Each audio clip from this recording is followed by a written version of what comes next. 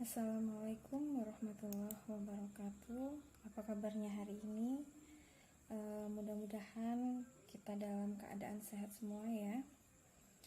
Baiklah, hari ini kita akan belajar materi kimia, yaitu tentang koloid ya. Materinya tentang koloid. Sebelum kita mulai pembelajaran hari ini, mari kita membaca basmalah. Bismillahirrahmanirrahim. Baik, sistem di dalam koloid, dalam materi koloid kita tidak terlepas dari namanya sistem dispersi ya. Jadi nanti ada yang namanya terdispersi dan pendispersi. Jadi sama seperti larutan, nanti akan ada yang namanya pelarut dan zat terlarut. Nah, dalam sistem dispersi juga begitu ya. Nah, di sini sistem dispersi adalah campuran antara fase terdispersi dengan medium pendispersi yang bercampur secara merata. Nah, sistem dispersi ini dibedakan menjadi 3, yaitu ada dispersi kasar atau suspensi, kemudian dispersi halus yaitu larutan, dan dispersi koloid. Oke, kita lanjut. Nah, di sini kita akan melihat perbedaan dari suspensi, larutan, dan koloid ya. Nah, di sini ada tabel. Tabel ini menunjukkan ada perbedaan antara larutan, koloid, dan suspensi. Nah, di sini larutan itu dia homogen ya, homogen. Jadi tidak bisa dibedakan antara pelarut dan zat terlarut. Contohnya seperti larutan gula. Larutan gula yang sudah terlarut ke dalam air, itu tidak bisa kita membedakan yang mana yang gula, yang mana yang air. Nah, sehingga itu yang dinamakan homogen. Kemudian partikelnya kecil ya. Dia kurang dari 1 nanometer. Dalam satu fase, yaitu fase larutan, dia stabil dan tidak dapat disaring. Nah, kemudian koloid secara makroskopis dia homogen, tapi sebenarnya kalau dilihat dengan mikroskop ultra, dia sebenarnya heterogen. Nah, dia berdimensi 1 nanometer sampai 100 nanometer, terdiri atas 2 fase. Ya, bisa jadi fase cair, gas, dan padat. Kemudian pada umumnya dia stabil ya, stabil dan tidak dapat disaring kecuali dengan penyaring ultra ya. Contohnya susu kita tidak bisa menyaring ya. Nah, di sini contohnya ada sabun, susu, santan, jeli, selai. Nah, kemudian di sini tadi yang larutan, contohnya di larutan gula. Nah, kemudian di suspensi kasar dia heterogen ya. Nah, di heterogen contohnya kita misalnya mencampurkan air dengan pasir.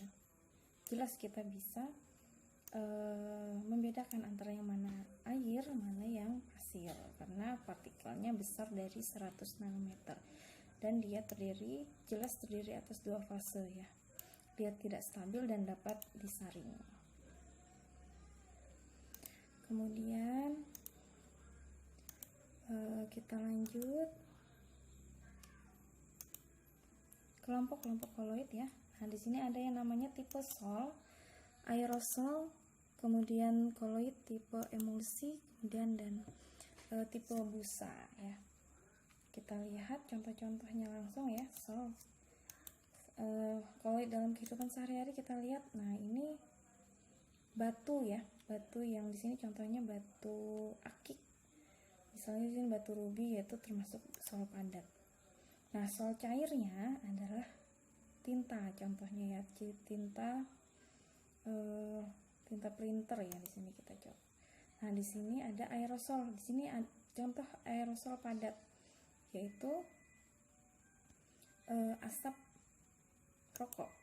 Nah, kemudian kalau aerosol cair dia berupa semprotan obat nyamuk biasanya ya. Nah, kemudian contoh yang padat dari emulsi yaitu keju. Kemudian yang cair adalah butter atau mentega ya.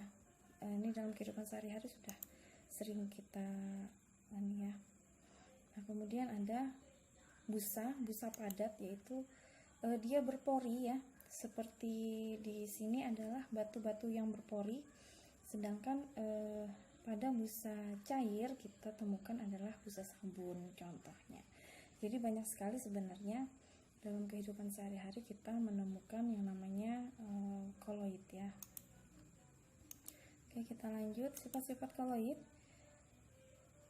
Sifat koloid yaitu ada efek tindal, yaitu gejala berhamburnya berkas cahaya sinar oleh partikel koloid.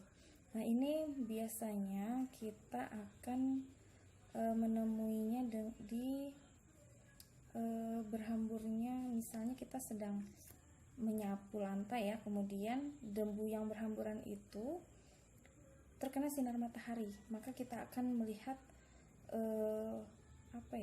berhamburnya berkas sinar cahaya oleh partikel-partikel debu yang disinari oleh sinar matahari tadi. Itu contoh dari efek tindal. Kemudian gerak Brown yaitu gerak partikel koloid yang jika diamati melalui mikroskop ultra ya, gerakannya partikelnya berbentuk zigzag. Kemudian elektroforesis, metode yang untuk memisahkan partikel koloid bermuatan menggunakan arus listrik ya.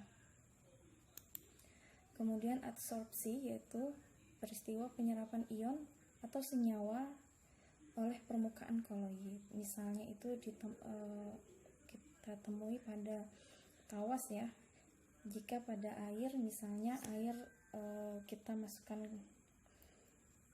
air yang misalnya dari sumur bor, kemudian kita masukkan tawas ya, maka di bawah itu akan mengandung endapan-endapan. Nah, di sini adalah tawas tadi dia menjadi adsorpsi, dia menyerap ion-ion atau senyawa yang untuk ini tadi ya, oleh permukaan koloid tadi ya. Nah, kemudian koagulasi yaitu peristiwa penggumpalan koloid membentuk endapan. Terjadinya koagulasi dipengaruhi oleh pemanasan, pendinginan, pengadukan, dan penambahan asam. Nah, koagulasi ini kita temui contohnya yaitu pembuatan tahu ya. Jadi tahu itu dibuatkan dari susu kedelai yang kemudian ditambahkan asam cuka ya biasanya digunakan. Kemudian dia akan mengalami gumpalan-gumpalan di atas. Jadi gumpalan itu yang menjadi tahu disaring kemudian dibentuk sedemikian rupa sehingga menjadi tahu yang siap konsumsi. Kemudian dialisis di sini merupakan pemisahan koloid dari ion-ion pengaturnya. Kemudian koloid pelindung, koloid yang agar tidak mengalami koagulasi, dia kebalikannya. Kemudian ada liofil dan liofob, yaitu koloid yang mampu mengabsorpsi cairan sehingga terbentuk selubung di antara di sekitar koloid ya, misalnya agar-agar. Kemudian liofob itu tidak mengabsorpsi cairan, yaitu dengan syarat cairan tersebut harus netral. Oke, proses pembuatan koloid yaitu ada kondensasi, yaitu metodenya dia ada pengendapan, hidrolisis, redoks, reaksi pergeseran atau penggantian pelarut. Kemudian dispersi, yaitu ada caranya, ini kebalikan dari kondensasi ya. Yaitu metodenya ada mekanik, peptisasi, beradik, dan ultrasonik. Nanti kalau sempat kita akan buatkan sedikit praktikum untuk koloid ya, untuk di video berikutnya nanti. Oke, kemudian ada penerapan koloid dalam kehidupan sehari-hari. Misalnya di sini adalah pembuatan foundation, sampo, pembersih wajah, deodoran, dan pelembab badan. Itu semuanya menggunakan penerapan koloid ya. Kemudian industri tekstil, yaitu koloid yang dimanfaatkan dalam bentuk sol untuk membuat warna pakaian. Seperti tadi tinta tadi ya. Kemudian untuk industri farmasi, koloid digunakan dalam bentuk sol untuk membuat obat-obatan. Kemudian dalam industri sabun, koloid digunakan untuk mengemulsi, contohnya sabun dan deterjen. Nah, di sini ada peran dari liofil dan liofop tadi di sabun ya. Kemudian dalam industri makanan, koloid juga ditemukan dalam kecap, saus, susu, mayones dan lain-lain ya.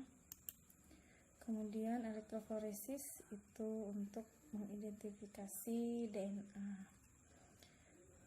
Oke, ini materinya sudah cukup lengkap yang ada di buku ya. Mungkin ada tambahan-tambahan lagi, silahkan baca lagi di bukunya. Jadi nanti materi yang kurang paham bisa diajukan pertanyaan di aplikasi e-learning kita ya. Kemudian ini ada tugas mandiri, yaitu mengerjakan soal latihan uji kompetensi di buku PR. Kerjakan beserta alasannya, ditulis, kemudian jawaban difoto dan dijadikan file PDF ya, dan dikirim ke aplikasi e-learning di belajar.mamuslimat.nu.pky.sch.id sebagai penilaian KI 3 ya. KI 4 sebenarnya ada, tapi nanti akan menyusul karena ada praktek nanti untuk pembuatan koloid ya nanti. Baik, kita akhiri dengan mengucap hamdalah, alhamdulillahirabbil alamin. Assalamualaikum warahmatullahi wabarakatuh.